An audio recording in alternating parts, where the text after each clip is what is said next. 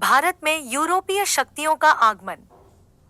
प्राचीन काल से ही भारत का विदेशों से संपर्क रहा है और 16वीं शताब्दी तक भारत और यूरोप के बीच व्यापार के 3 मुख्य मार्ग थे।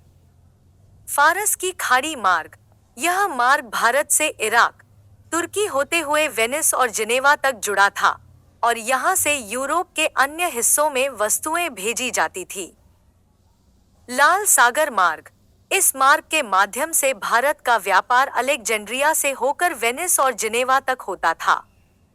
मध्य एशिया मार्ग, यह मार्ग मध्य एशिया से मिस्र होकर यूरोप तक पहुंचता था। इन व्यापारिक मार्गों ने यूरोप और भारत के बीच वस्त्र, मसाले, रेशम और अन्य कीमती वस्तुओं के आदान प्रदान में महत्वपूर्ण भूमिका निभाई। कुस्तुंतनिया पर तुर्कों का अधिकार। 1453 में तुर्कों ने कुस्तुंतनिया पर अधिकार कर लिया, जो यूरोप और भारत के बीच व्यापार का मुख्य द्वार था। इसके बाद तुर्कों ने पारंपरिक व्यापार मार्गों को बंद कर दिया, जिससे यूरोप और भारत के बीच व्यापारिक गतिविधियां बाधित हो गईं। इसने यूरोपीय शक्तियों को भारत तक पहुंचने के लिए नए समुद्री मार्ग खोजने के लिए प्रेरित किया। समुद्री मार्ग की खोज। नई परिस्थितियों में यूरोपीय नाविकों ने समुद्री मार्गों की खोज शुरू की। इसमें कुतुबनुमा कंपास की सहायता से लंबी यात्राएं की गईं। इन अभियानों का उद्देश्य केवल व्यापार नहीं था, बल्कि ईसाई धर्म का प्रचार और नए क्षेत्रों पर नियंत्रण स्थापित करना भी था। स्पेन के कोलंबस ने भारत की खोज में निकलकर अमेरिका 1492 की खोज की। यूरोपीय शक्तियों का भारत में आगमन। वास्को डी गामा ने यूरोप से भारत के लिए एक नए समुद्री मार्ग की खोज की। वह 17 मई 1498 को कालीकट के बंदरगाह पर पहुंचा। कालीकट के हिंदू शासक ज़मोरिन ने उसका स्वागत किया। इसके बाद पुर्तगालियों ने कालीकट, कोचीन और कन्नूर में व्यापारिक केंद्र स्थापित किए। प्रारंभ में कोचीन पुर्तगालियों की राजधानी थी, लेकिन बाद में इसे गोवा में स्थानांतरित कर दिया गया। 1503 से 1509 के बीच फ्रांसिस्को डी अल्मेडा पुर्तगालियों का प्रथम गवर्नर था। अल्फांसो डी अल्बुकर्क 1503 में भारत आए। अल्फांसो डी अल्बुकर्क को 1509 में पुर्तगालियों का गवर्नर नियुक्त किया गया। उसने 1510 में बीजापुर से गोवा को जीत लिया। नूनो डी कुन्हा 1529 से 1538 ने 1530 में पुर्तगाली राजधानी को कोचीन से गोवा स्थानांतरित किया और गुजरात के बहादुर शाह से दीव और दमन को अपने अधिकार में ले लिया।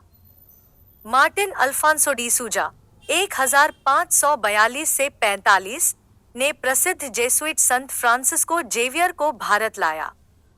इसके बाद पुर्तगाली साम्राज्य का पतन शुरू हो गया और अंत में केवल गोवा, दमन और दीव 1961 तक पुर्तगालियों के पास रहे। डच संसद के आदेश द्वारा डच ईस्ट इंडिया कंपनी की स्थापना मार्च 1602 में की गई।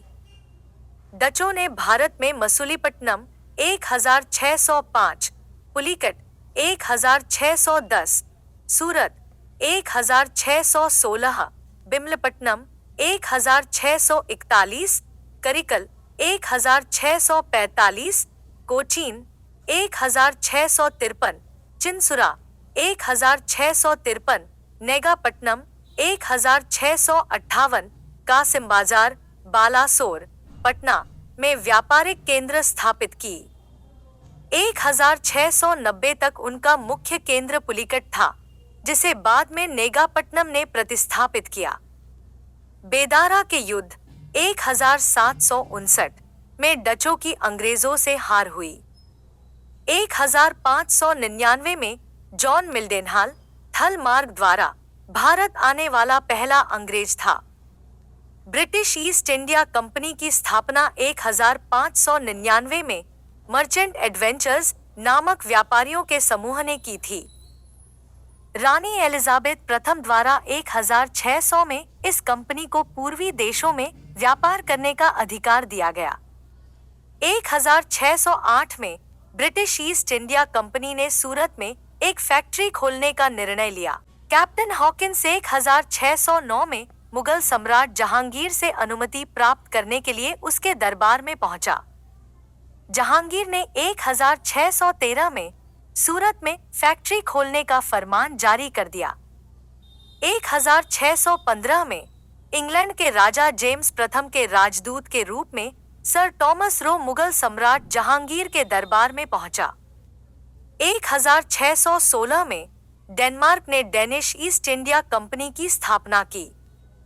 डेनिश व्यापारियों ने 1620 में तमिलनाडु के त्रांकोर और 1676 में बंगाल के सहरामपुर में व्यापारिक केंद्र स्थापित किए। अंग्रेजों के दबाव के कारण 1854 में उन्होंने अपनी सभी फैक्ट्रियां बेच दी।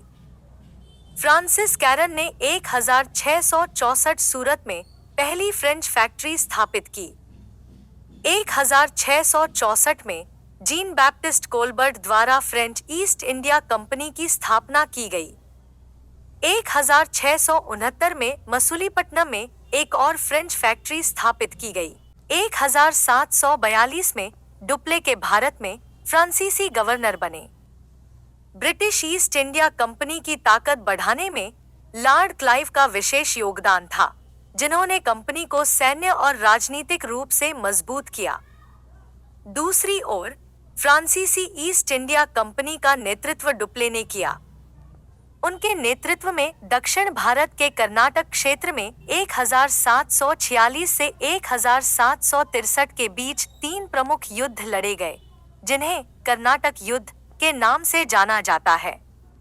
इन युद्धों के परिणामस्वरूप 1760 में वांडीवाश की लड़ाई में फ्रांसीसी सेना अंग्रेजों से परास्त हो गई, जिससे फ्रांसीसी प्रभाव समाप्त हो गया और वे केवल व्यापारिक कार्यों तक सीमित रह गए।